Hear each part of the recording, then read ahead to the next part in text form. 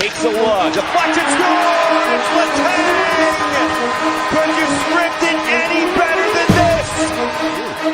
Pitch it to Najee Harris. Harris sidesteps, gets to the sideline. Najee Harris dives for the pylon. Touchdown, Steelers.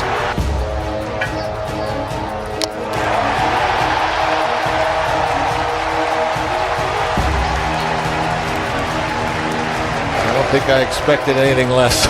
That's unbelievable. It is absolutely incredible.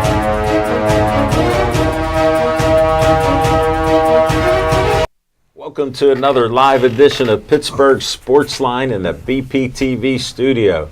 Right here in the municipal building. Just look at the old film, you know the address. Appreciate that you're there. Thanks for watching us on Facebook. I checked the numbers. We have 6,938. So I appreciate Wait that. a minute, we went backwards? No, how the algorithms and all that with Facebook, it gets funny there. Okay, way above my pay grade. Yeah. So it went under 7,400, and I just checked today. It's 6.3 or 7. Yeah, no, 7,398. I misspoke. It's not all at a loss. That's only the likes. We do still have 7,464 followers. Yeah. Nice. And if people follow us, they do get our live streams whenever they go up. So it's all good. Yeah. All good. The different numbers. I just wanted to look. You got me all concerned here. Yeah, you know? yeah. Facebook got weird with likes and follows. I remember a couple years ago. It started messing with us, Yeah. but we appreciate all of tragedy. you. Chief just tuned in. Thanks, Chief. Chip and I said what a loyal fan you were, and yeah, Chief and I go back to when he was an 18-year-old getting in, and I'm a year or two older than him. So, wow, do I know him over 40 years? Wow. I remember he had blonde hair, long down the hair. Chief. We won't Tie-dye T-shirts. Oh, yeah, you know it. Thanks for watching us on. We digress a little. We're a sports show. Been doing it for 14 years. Got 1,000 plus. We're on YouTube. We're holding steady at 410. I'm going to check the phone. Just somebody subscribe. It doesn't cost a dime, and you can watch 43 days of shows. Wow. 24 hours a day, like Smoking Jim don't sleep. Maybe 2 days a week. So he could do it in probably 6 months. He can do the math from Gateway, so that could be 2 years. No, we'll see that. But no, we appreciate you watching. I'm Al Levine, the talking machine. Smoking Jim Frazier, Chip Painter, Nick Callis. We got promos, and we got another event coming up. I got to do this. I'm honored that it's called Gary Strong Memorial, 2nd Annual Car Cruise, High Point Fitness, right up behind Walmart's. So check it out. It's called 1000 Higbee Drive, Saturday, September 27th, 1 p.m. to 5 p.m. And the cruise open to classic, exotic, supercars and trucks, $10 donation per participating show vehicle. Smoking Jim always has a stylish vehicle, so he could pay $10 and donate. That'd be 10 times as much as he gave me for the Alzheimer's, so you got to watch him. Free admission for spectators, no alcohol permitted, smoking, food trucks and DJ on site. Last year was great. It was a great cause, a lot of great vehicles up there. We filmed it. I'm honored and blessed. We'll be filming it again. One of the best things I ever did, best interviews I've had. You know, I've done, I don't know, maybe 1,000. Gary had a car, a yellow sports type of car, older car, and it had, Chip, 1,000 horsepower. Wow. There you go. So you know me. I go, can you fire that up? He goes, can we do it on air? I'm like, yeah. He fired that up. If I were standing in front, I mean, I'm 212. It could have blown me over. Wow. You should have heard that start up and the rumble when he let it run. One of the best interviews I had. And I said, yeah, I feel bad for you. And he goes, I want all the money. I'm dying of cancer. I want it all donated to St. Jude Children's Hospital. Nice. What a nice man. And guess what? It was around this time. He died 3 months later. We became friends, and I was just the nicest guy. He didn't want any money for him and his family. Help others. So check it out. It's a great car cruise. It'll be the 27th again. Cruise hours 1 p.m. to 5 p.m. and they have great food trucks. I think even pasta too, and everything's there. So you can eat like a king there. All right, let's go to the promos. 10 seconds. Motorcyclist Callis, and this is the Bethel Park Minute. There will be a one-day delay in trash pickup for the remainder of this week due to the Labor Day holiday. Bulk pickup is still scheduled for this week. The award-winning Bethel Park Farmers Market takes place this and every Tuesday through October 14th from 3 to 7 p.m. in South Park on Corrigan Drive next to the ice rink. As a reminder, the Bethel Park Police annual supply drive for Bethel Park students will conclude with a special Pack the Bus event at the Bethel Park Farmers Market this Tuesday. Scan the QR code for more information and for a list of needed items. Bethel Park is currently hiring for the assistant superintendent position at the wastewater treatment plant. For more information and to find out how to apply, check the careers page at bethelparkpa.gov. If you'd like to participate in the golf ball drop at the Fantastic Four golf outing this year, you can go online and choose the winner between now and September 22nd. For more information, check out the Bethel Park Community Foundation online and make your selection. And the Bethel Park Library's hours now return on Sunday through Memorial Day. The library will be open on Sunday from 12 to 4 unless otherwise specified. Motorcyclist Callis, and this has been the Bethel Park Minute. Frank Fanera, owner of Olive Oil's Pizzeria and the Hillcrest Shopping Center on Route 88. Call them at 412-831-1900. Every Tuesday night, Olive Oil's Pizzeria provides the host and the amazing volunteer crew with an XL pepperoni pizza and a full steak hoagie. They are delicious. Olive Oils is proud to support Pittsburgh Sportsline and the volunteers at BPTV. Stay Joey strong. Joey Fabus died at 8 years old of brain cancer known as DIPG. Since then, the family has come together with community members to create the Joey Fabus Childhood Cancer Foundation, a 501c3 nonprofit. Since being founded, they've raised over $100,000. Go to jfccf.org to learn more about DIPG, to help spread awareness, and to see how else you can support and donate towards the fight against this dreaded brain cancer. Always Be Smiling, a 501c3 designed to help children and families in need of kidney transplants. The B stands for Bennett, whose memory is embedded in this organization by his parents, Kristen and Dean. Despite the challenges he faced in his 16 and a half years of life, Bennett always had a smile on his face and spread kindness to everyone he could. Now, Always Be Smiling wants to pass on that kindness. Go to alwaysbesmiling.org to learn more and see how you can support or donate to this organization.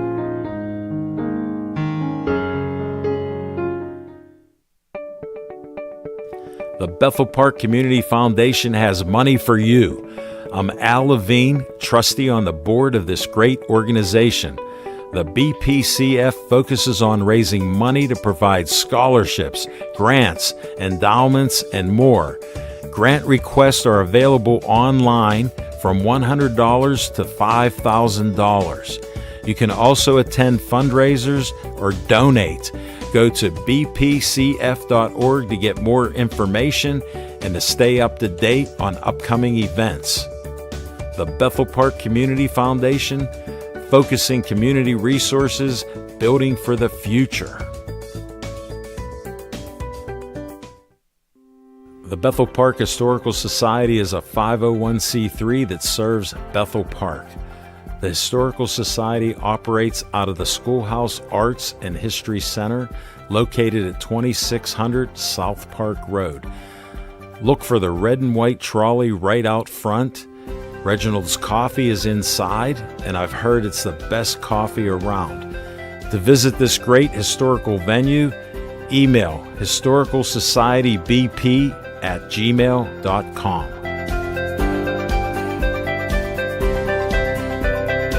All right, thanks for watching those promos, and check out that September 27th car cruise.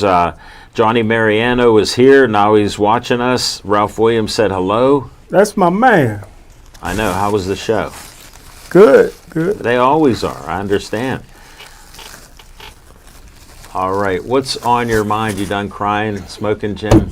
Oh, he gets a little nervous before the show. What's on your mind? That's a little Thanks, Al Levine, the talking machine. And if you want the green, you got the C. Levine. Give me my Scotty Miller. I'll tell you what, congratulations to the Pitt football team for beating a basketball school. Maybe next year they'll sign Georgetown or Gonzaga. We are Penn State, and we are the #1 team in the country. Hey, you got to give Penn State credit. How about James Franklin is the #1 ranked team in the country, and don't this feel like a national championship this year? Levine, the talking machine. I don't see it. Hey, I am so glad the Steelers this weekend ain't playing TCU because they all beating up on NFL coaches. But I tell you what, Al Levine, the talking machine, upset. TCU over North Carolina, Florida State over my Alabama, LSU over Clemson, and Miami over Notre Dame. Al Levine, the talking machine.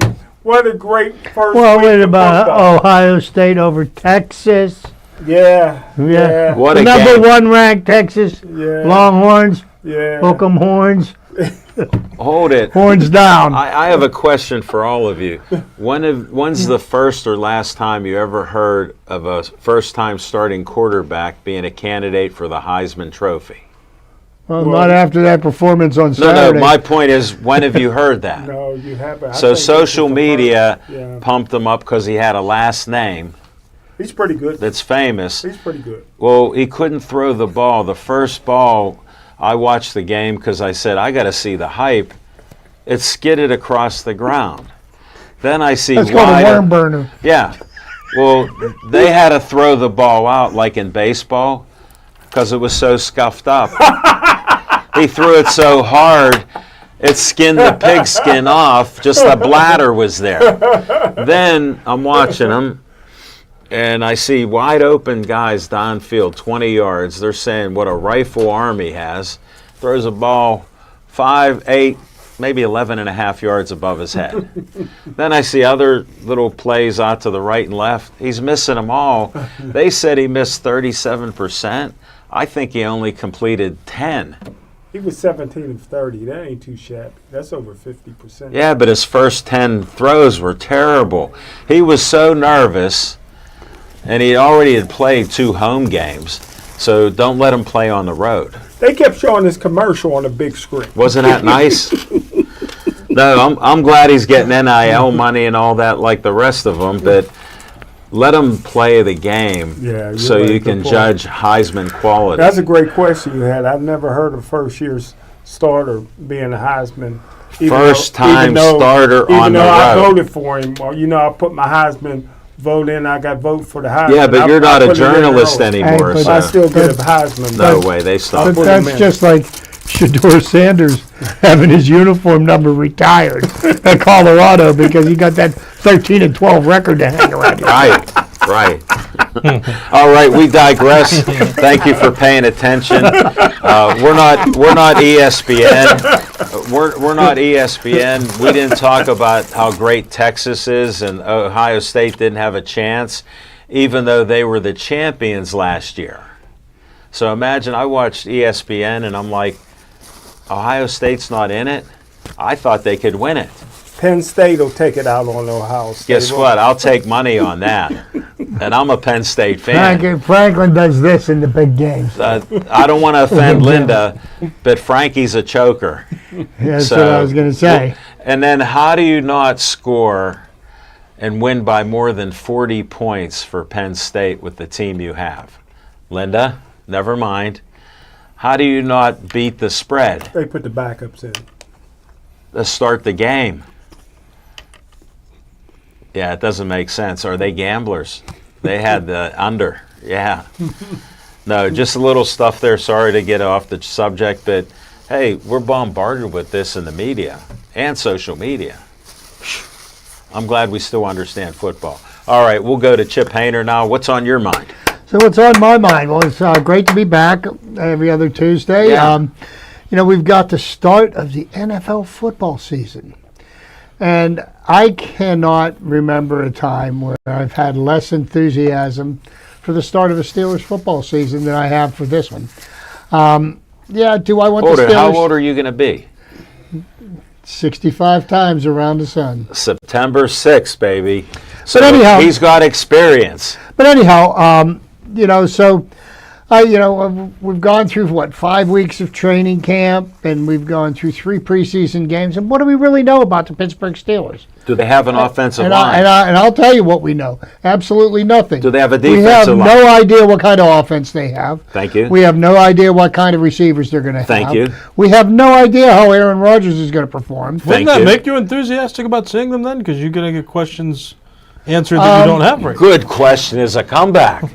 You give him a good, honest answer. But to be honest with you, I so am anti Aaron Rodgers that I just Weren't don't you care. calling him Karen? Well, of course. Well, we'll see. We'll see after the first series. Okay. Okay, but anyhow, so that got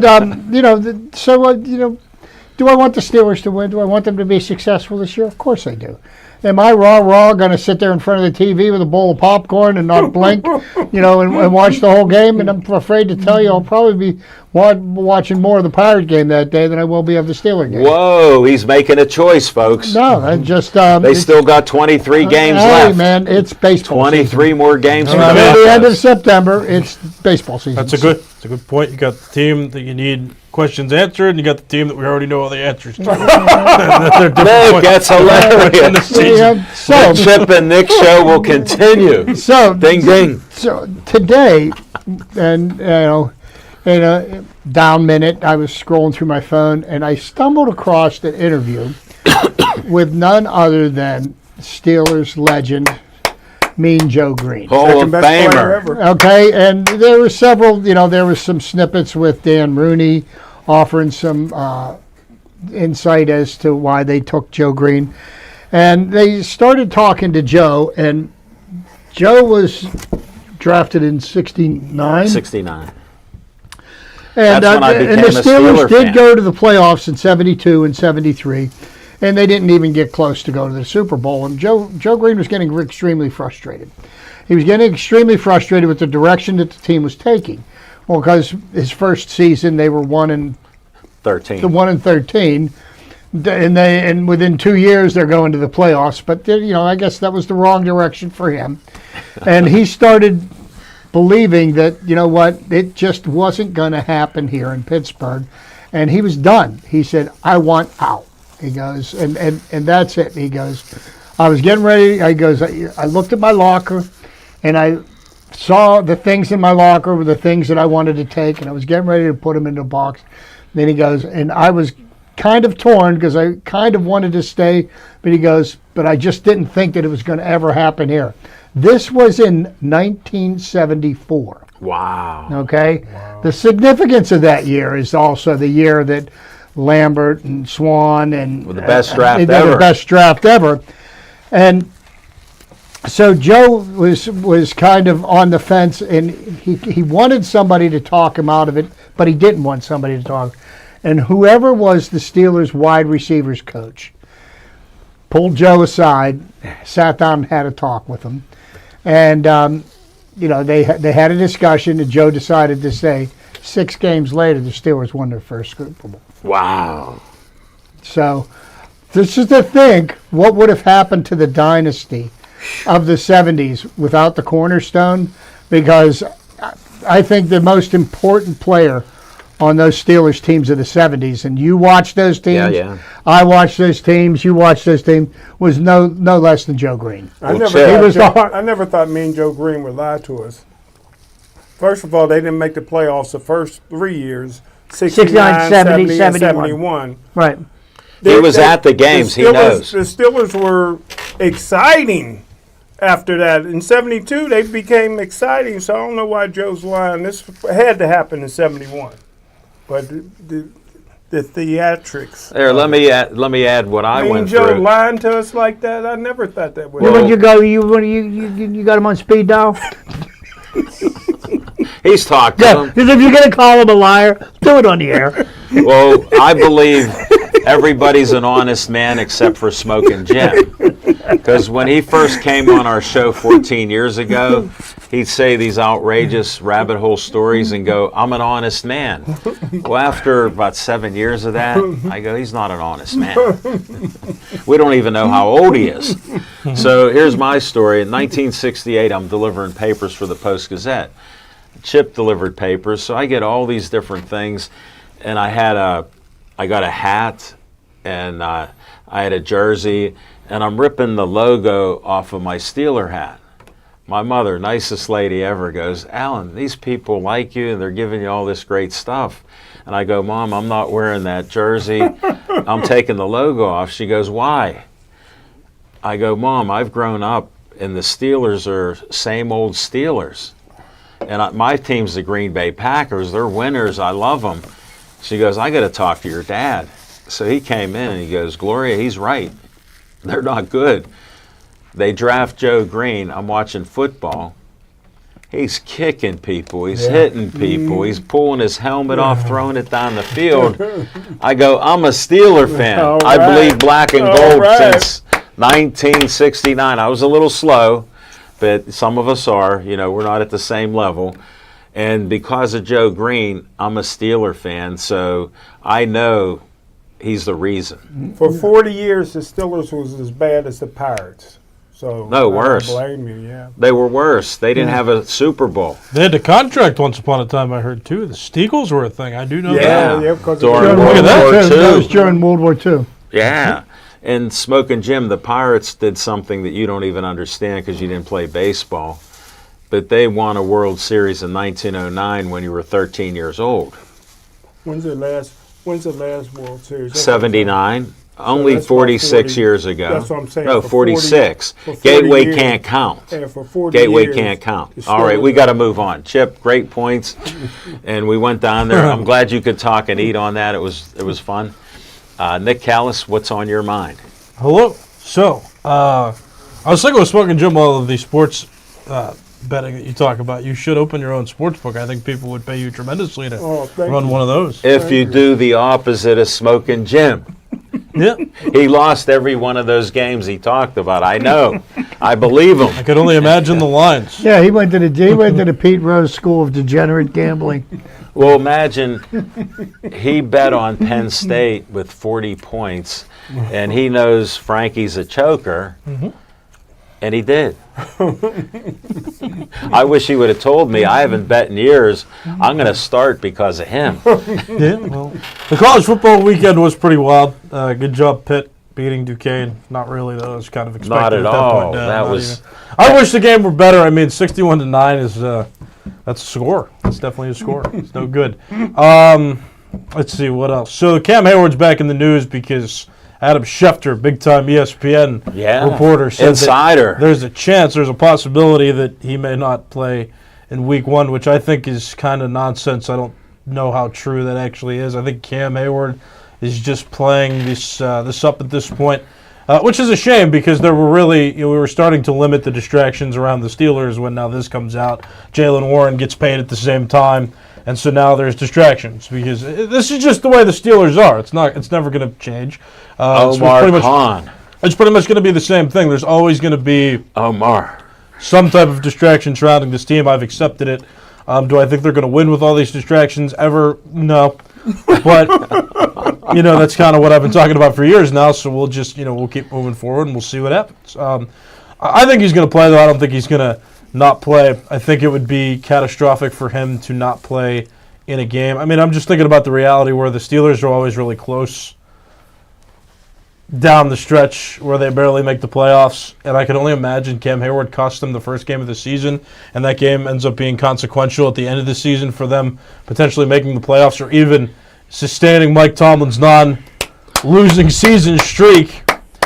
And, I mean, fans, You don't even like He's him. got to understand, I think he's playing it up now because he's trying, one last-ditched effort this week to maybe persuade the Steelers to give him the money or just move the money. I don't even know exactly what he wants. Those details haven't been expressed, but he's been very vague in interviews or just he's been avoiding reporters, which is it's just an unusual situation. It's a really weird thing going on. But I think he's got too much to lose by not playing this season that he will indeed decide to play this season. It's like I said. I mean, we're talking about a lot of people don't think about the after football stuff as well. I mean, think about all the charitable stuff he's done. I told you about the softball game I played in, because he partners with the Fan and Doran Dickerson, and we do a whole charity softball game. I mean, that's just one of the many things he does. He's got the Hayward House. Don't forget Edgar. We'll get money for you. Well, that's more of an endorsement than a.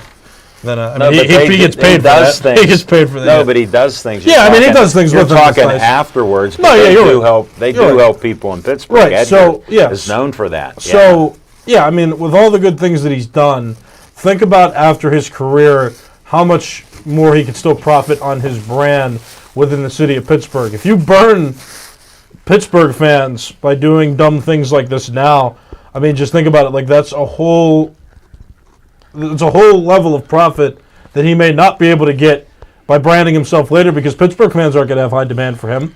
They're not going to remember the good times if the end of his career is terrible decisions and the perception of selfishness, right? So I think that he's going to play. I think that this is just something that he's trying to do, again, one last-ditch effort this week to persuade the Steelers, but he's got so much more to lose post-career if he does make what I would consider an irrational decision right now. You have a question? Yeah, his perspective is he's already very rich. Yeah. He's not even thinking about that. Here's what happened. He lost all his leverage to negotiate when he came back. Yeah.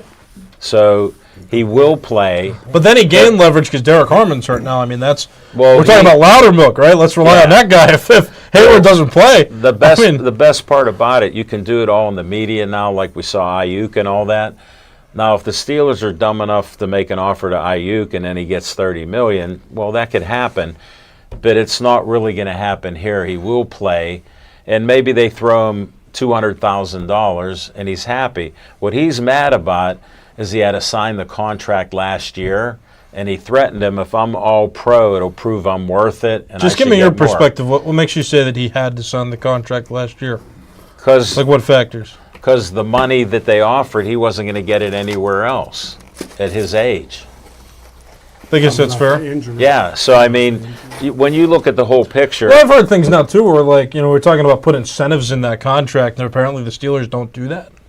Is what I'm hearing now. The Steelers don't put the incentives in the contract. It's weird, but my whole point was he was coming off of an injury and he wanted to get that was essentially guaranteed money. No, that was this year, which was definitely part of it. But yeah. I mean, the whole perspective, just to rehash it again. You gotta, if you have faith that you're going to do well, you can't tell the table, I'm coming back next year if I do well. You have to put something in writing at that moment, because the Steelers don't have to. I'm not saying teams historically have also done bad things to players. It's not like the teams are innocent. But in this situation, this is a contract that you have to honor. Yeah, but again, you got guys your age, a little older, a little younger. They know that. They have something called agents. So they go, hey, I get 30% of that. Go ahead and try. So here's the thing that confuses me. All right. Why are we wasting time and effort talking about something that really doesn't matter much at all? What matters is what happens between 1 o'clock and 4 o'clock on Sunday. Or 4:30. Well, Chip, I mean, who plays in the game between 1 and 4 o'clock also matters. This does matter. We're talking about the difference between, again, Cam Hayward let's talk about and Isaiah Loudermilk. I'm going to talk about that. If he doesn't play on Sunday at 4:30, let's talk about it then. And what we waste all this time talking about? Well, if he doesn't play, and if he doesn't, and what about his legacy, and what about whether the position of the sun, the moon, and the stars? No, and then he plays on Sunday. Hold on, he's out there for the first snap. But listen, here's why players do this. No, there's a reason. It's not just that black and white. Cam Hayward wants to test the waters and see how the fans will react, and so talk shows like us being responsible talking about it then could persuade other people to not buy into what he's doing. Because some fans might have the perspective. This has happened across the NFL all the time.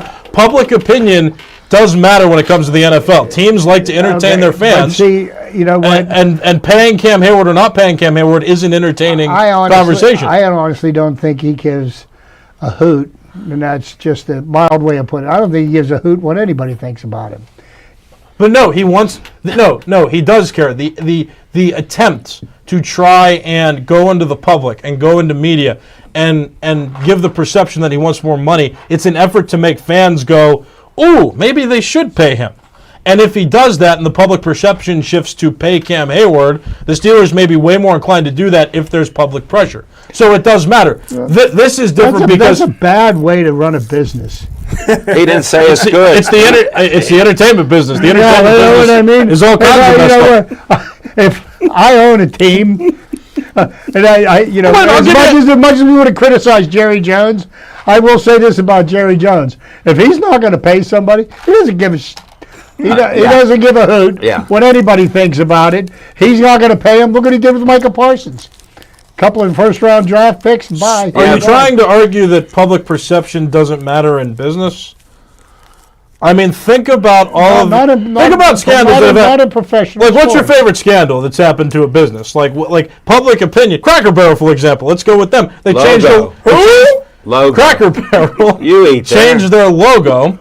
And the public on social media went, love their mac and what cheese. the heck? And now all of a sudden, hold on, stay with me. Do you think stop me from going to Cracker Barrel to eat? No, but listen, here's what I'm trying to tell you.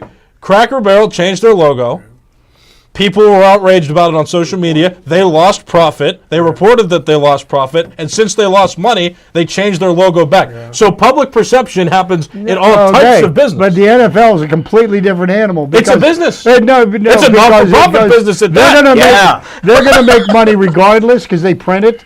Okay, so it doesn't matter. They hire thugs, they hire murderers, they hire rapists, they hire alcoholics and drug addicts. And you know what? As long as they score touchdowns on Sunday, everybody's rooting and hollering. Now, I will counter that by saying that Matt Canada proved that theory false. There were plenty of people that were talking about. There's an insider we have on the fan that was talking about Matt Canada and the return on investment you're getting when you have Matt Canada doing what he's doing, what the Steelers are doing, and the Steelers were reporting less interest in the Steelers for a brief period of time where they were on like a 3 or 4 game losing streak in, 2023? Yeah.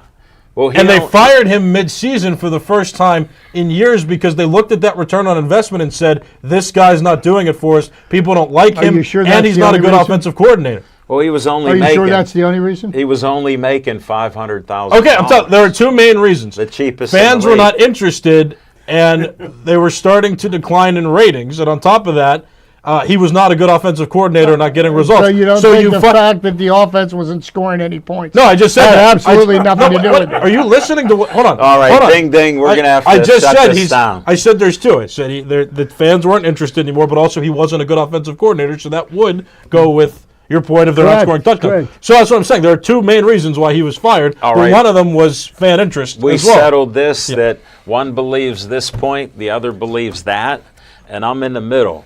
I still like Ayuk using the Steelers and Omar Khan. But I maintain it matters. We're talking about Hayward matters. It does matter. Hayward's going to get a couple $100,000 and he'll be like, thank you, and the agent will go, hey, thanks for the $6,000. None of us are going to know, and he's going to play on Sunday. Yeah, he's playing.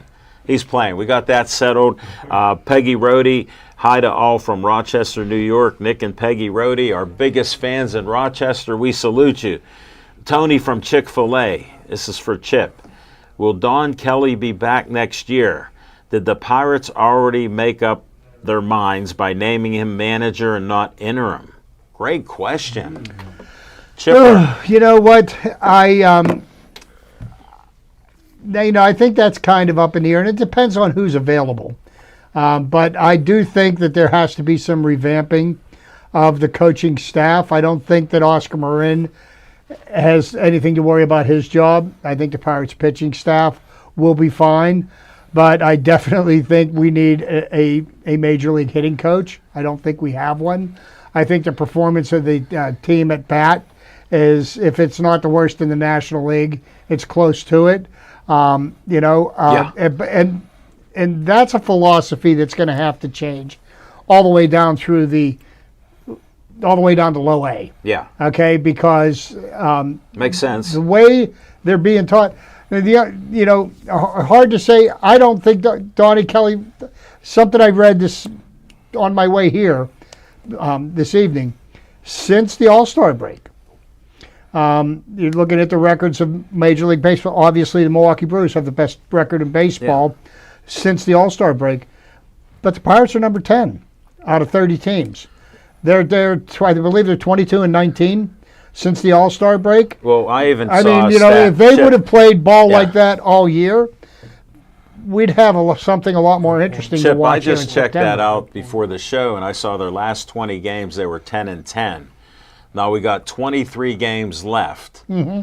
And how many wins do we have? Like 61. 61. And do you think they could go 500? They could be close to the 76. If they win 15 games, they'll win 76. Yeah, that's my They win point. 15 I games mean, this month. They got to win 15 out of 23 But to you be know over what? 500. But here's an interesting thing for the young players that they're putting in the lineup, and I think it's a great thing that they're getting these young kids up and put them in. We're playing two of the best teams in the National League this week. We've got the Dodgers Scary. tonight, tomorrow, and Thursday, and we've got the Brewers this weekend. Scary. So I mean, see how now if the Pirates were to go 4-2 in that series, does that mean that look what we got? Something? No, but that just means that They're what? competitive. Maybe the Yeah. Pirates are not as far from being a competitive team than people are leading us. You all to mean if believe. we get 4 good hitters, we could be winning something? Well, you know what? And there's Over the Mendoza line, I'm saying. I got a low bar. when you think about the low bar, that leads me to another thing. I noticed that there's probably less than half a dozen players in Major League Baseball I know. that are batting over 300 this Right. season. Well, I'm not Both asking for leagues. that. I'm saying over 200. Less than a dozen? All right, we're going to compete. Easily. Hey, Tony D, my KO buddy. Hey, Machine, I'm watching the show, and I have one question. How does Smoking Jim stay so thin? He is always eating. Tony D. Then he goes, Cam Hayward not playing beat still my beating heart! Exclamation point, exclamation point, exclamation point. He stinks. Yaya is the man. Yeah, T. y'all black. Yes, I sir. love Chip. He is right on the money about the NFL. That's my guy from KO. All right. Agree with There are, can I real Yeah, quick? go ahead. There are 6 players that are batting over 300 now. But I did a thing and I looked up 1968, the year of the pitcher, just for Yes. comparison, because we like to talk about how bad hitters are now. 6 players that year batted over 300. So All our right, pitch, we're going to leave. So what did they do? They lowered the mound by 6 inches. Yes. maybe they should do that again then, because the pitchers this era are so good. How about Not a so flat? much. How And about a I've got flat? No I've got mound. statistics to prove that. All right, we're going to talk about this off air, so we're good to go. I watch the preseason, only I don't watch the games. I watch ESPN, I watch announcers, I watch NFL Live on ESPN. I played football, and I know it's a simple game. You learn how to block, you learn how to catch, you learn how to throw, and you learn a certain amount of plays. What about tackling? Well, tackling, because of the CBA, has been limited to 1 day a week, and you can't really hit anybody hard. So we have a problem with tackling, but you have to learn that. You learn how to defend players and all kind of other things like that. We got Are you getting a phone call? I have no idea what's going on. Shut it off. I have no idea what that is. Yeah. Boo, everybody, boo.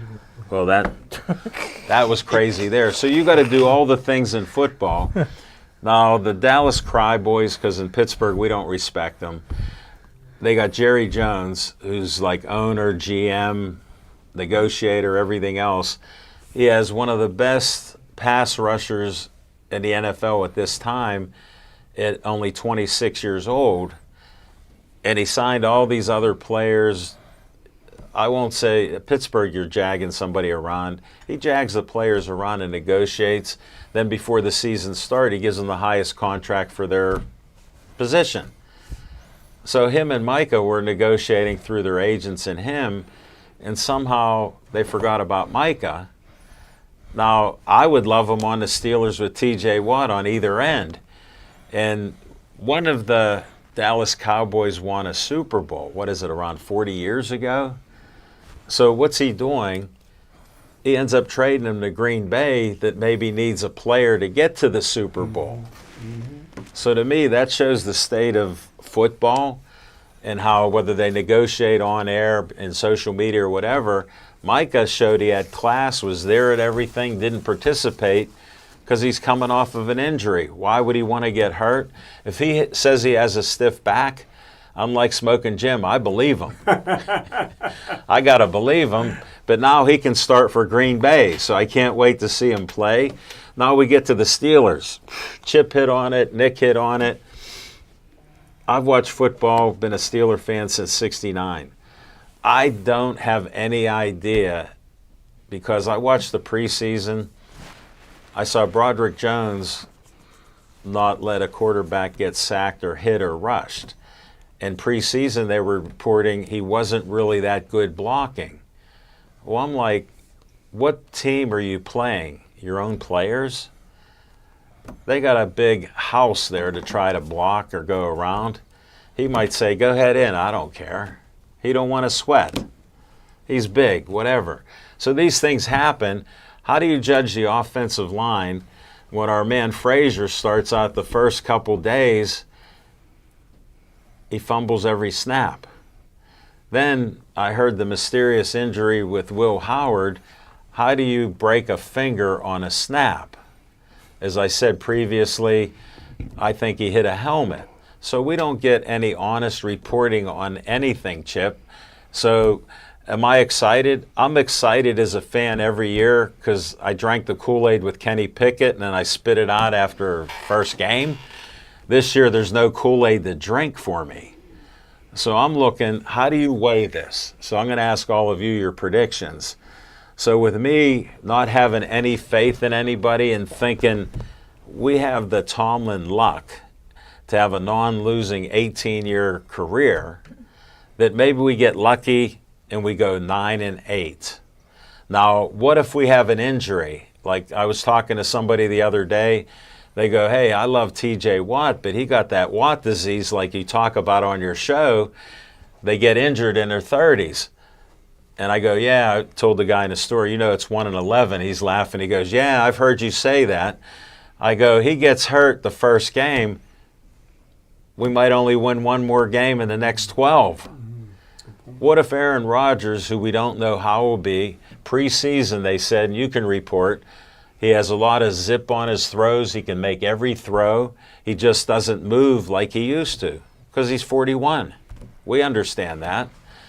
So how's he going to be when we don't know McCormick, Frazier, and whoever else is on the line haven't gelled yet? We all know it takes a few games. And they weren't in preseason playing very long. They didn't play at all. Right. So what are we going to see? 9-8, I say. What do you say, Smoking Jim? I say anywhere between 10-7 and 17-0. Okay. We appreciate you said they'd go to the Super Bowl last year, and I called you out and said that was impossible, just like they won't tie Miami's record. I'm going to say that now. Chip? Well, I'm going to say something that's a little controversial. How about coming and visiting me after the preseason's over, October 1st? Okay. Okay. In other words, you don't have a prediction until you're in Missouri. I don't know what they have. I don't know I what said they that, have. and I'm making a guess. I've heard stories that What's they your could guess? have an all-time great defense. Well, until they are, they're not. Okay. We're going to have a good offense, but until we are, we're not. We don't know what we have. I appreciate that. I respect it. Will they win the first game? Well, it's against the Jets. I mean, how do you not lose to the Jets? All right, I got something out of them. That's all I wanted. Nick, your prediction. 10-7. All right, we're going to move on to, let's see. All right, we got Fazzy Iceberger, YT. I am a biggest fan of you guys, and I am from Brookline. My name is Jordan, and I am 27 years old. Do you know Jordan and I went to high school together? No way, Jordan. We salute you. I appreciate your long name, and thanks for making it simple for this guy here. welcome aboard. I know plenty of people from Brookline, and we even did a show at Olive Oil's Pizzeria there. And we did it over a year, and we had fun there in Brookline. I remember the BYM. Ask your parents about the BYM, and then come back to me, all right? And if Nick knows you, I know you're a good guy. We got to go to Fiction and Fact from Smokin' Jim's Almanac.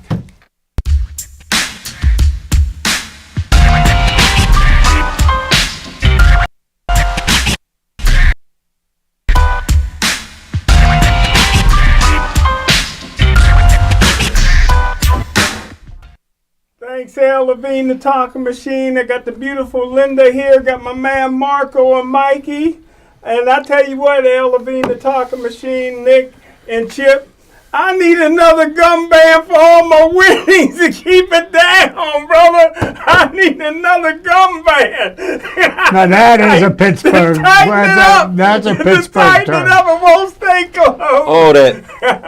I'm like Chip in Missouri. It's a show me state. Open up your wallet and show me what denomination of bill you have on the outside of your roll, because I think it was all paper and napkins. But hey, Al Levine, the talking machine, I got to disagree with you a little bit.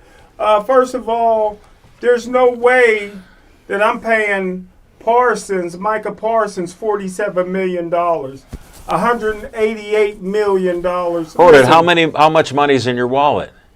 Yeah.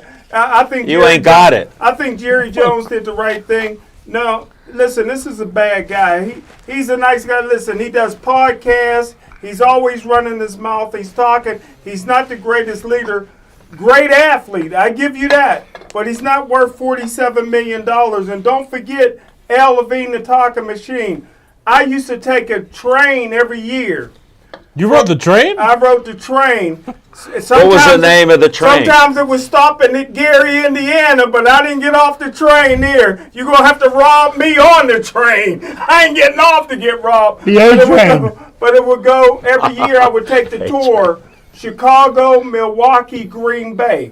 And Green Bay if you get drafted right out of college, right out of Penn State to Green Bay, it's a great place to go. But if you get traded from Dallas to Green Bay, you're going to hate it. Hold it. Wait, you're talking nepotism. You have a brother and family in Dallas. Yeah, they love this it. This is nepotism. No, that's what I'm saying. Nepotism's illegal now. Well, you got $188 million. You don't want to be in Green Bay. Number one, they don't even have a black barbershop in Green Bay. The players got to go to Milwaukee. Green Bay, listen, they don't call it the frozen tundra for nothing. Green Bay doesn't have their sack leader doesn't have more than 80 career sacks. You know what I mean? You can't get no speed off that frozen tundra. Al Levine, the talking machine. Here's just a few players that got traded that never was the same. Remember John Jefferson? Yeah. Got traded to Green Bay, never was the same. How about Eric Dickerson? Yeah. Still had a great career, but he wasn't like he was with the Rams. How about Mike Wallace with the Steelers? Wanted to go back down south, never heard from him again. Deshaun Watson, never was the same. How about the Herschel Walker trade? Al Levine, the talking machine. Again, I think Micah Parsons, at some point you got to say, listen, you're not worth $47 million. You know what I mean? And I'm going to send you to Green Bay, and then we'll see how you do. I don't like your podcast. I don't like the things you say on First Take. I don't like the things you say on TV. And we'll see how we'll do better without you. We'll pay George Pickens. Hey, Smokin' Jim, I appreciate what you say and your skills you got there. If I'm Micah, I say, let me be a free agent and see what I get. So you know what I think? That's what I say to you. I'll be a free agent. No, I think Jerry Jones went to the Branch Rickey School of Player Development. Okay, because what did Branch Rickey say when he traded Ralph Kiner? I could be in last place with you or without you. That's right. Well, here's what. The Cowboys didn't have a chance to win the Super Bowl with him. Chip, that's the best point I heard. They sure are not going to have a chance to win it without him. No, that's the best point. Paul Haley said, Smokin' Jim has a George Costanza wallet. Tony from Chick-fil-A said, Smoking Jim has more IOU papers in his wallet than dollar bills. My stomach's hurting. All right, we got to go to Chip Hayner, 10 seconds. That was a good. That was a good segment, guys.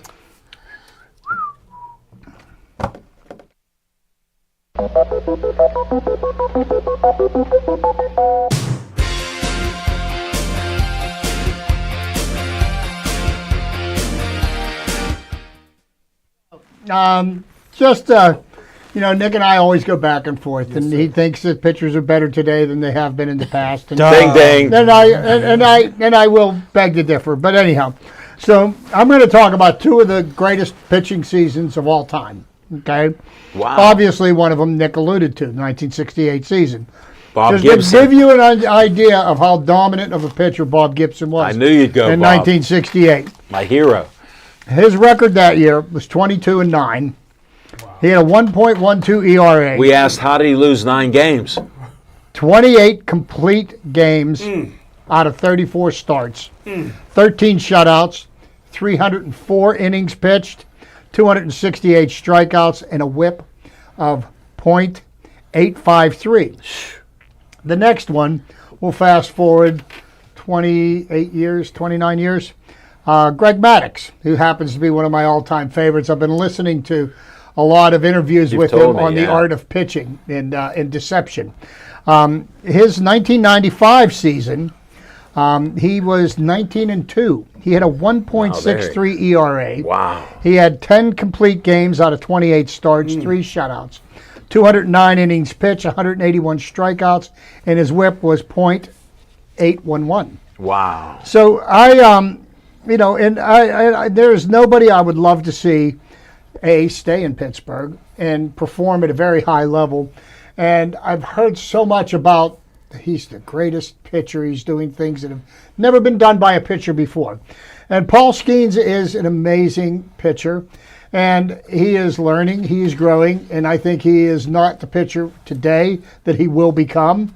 Okay, They all get better. and that's not a criticism. That's So not he's a making criticism. history, and he has the potential to get better. Oh. Yeah, he's young.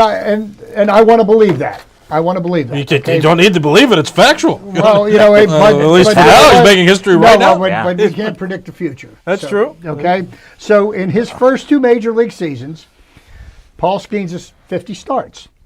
He's got a 1-loss record of 19-12. His ERA is 2.02. Number of strikeouts is 351. Number of innings pitched is 294. So I hit the rewind button, and I'm going back to the mid-'80s. And I'm going to talk about another pitching phenom, and I'm going to give you his statistics from his first 2 seasons. I know him. Okay? 66 starts. Record of 41-13. An ERA of 2.00. 544 strikeouts and 494.2 innings pitched. That was none other than Dr. K, Dwight Gooden. Yeah. And that is the bar, okay? And Yeah. I think Paul Skeens is performing very, very well. Comparable, yeah. But what Doc Gooden did in his first 2 seasons was off the chart. Now, if he could have avoided snorting the first base line, he may have become one of the greatest pitchers of all time. Well, he made it to But third base, too. He had a severe cocaine addiction problem, and it destroyed his career. Yeah. And one last thing to talk about pitching statistics. And I found this quite interesting because I did not know this before I read this a day ago.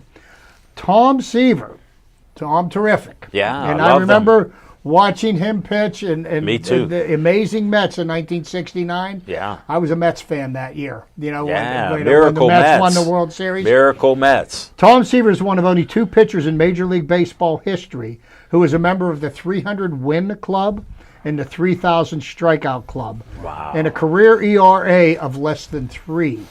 The other pitcher is Hall of Famer Walter Johnson. Wow. He could throw that. That it speaks to his longevity. Exactly. That's not just a handful of starts, first 2 seasons.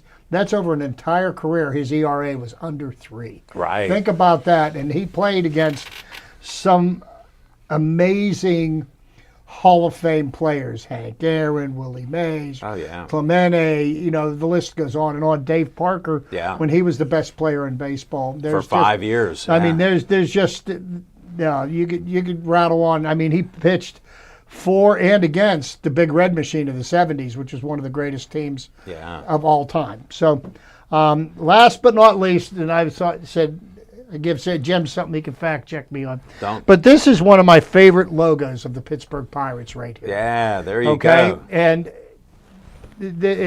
as the story goes, the person whose likeness right here was used was somebody that was more famous for things he did off the field than he did on the field, even though he was a great player for the New York Giants. Whoa, I didn't know this. Frank Gifford. Wow, that's his face. I never heard that. Thanks, Chip. We got to move on. We're under 3 minutes, 10 seconds for Nick. You can leave me 30 seconds, and we'll Yep. go from there.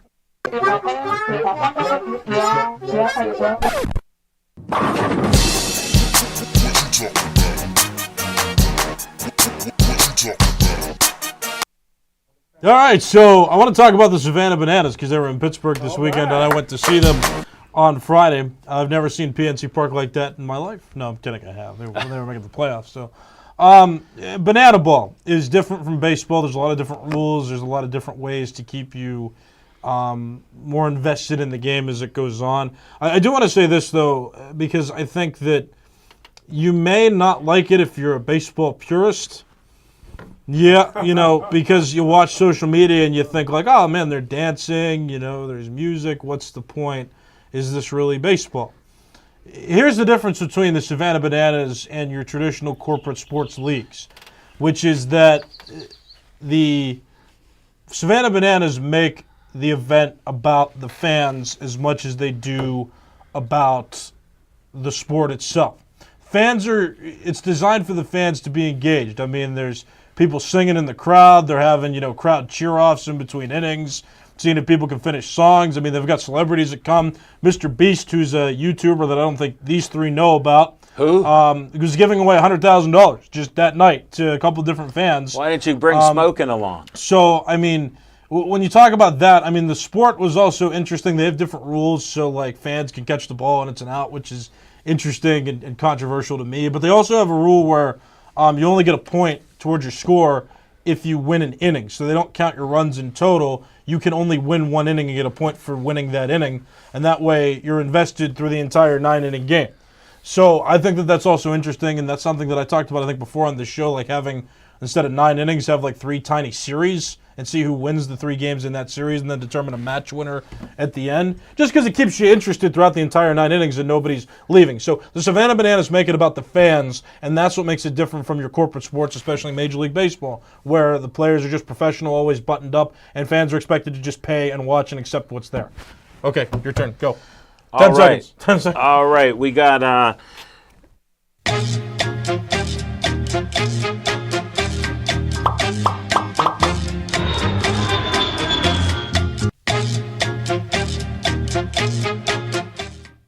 I'm done. Too many people are talking. I said stay Joey Strong again. You're on location. Stay Joey Strong. Stay Joey.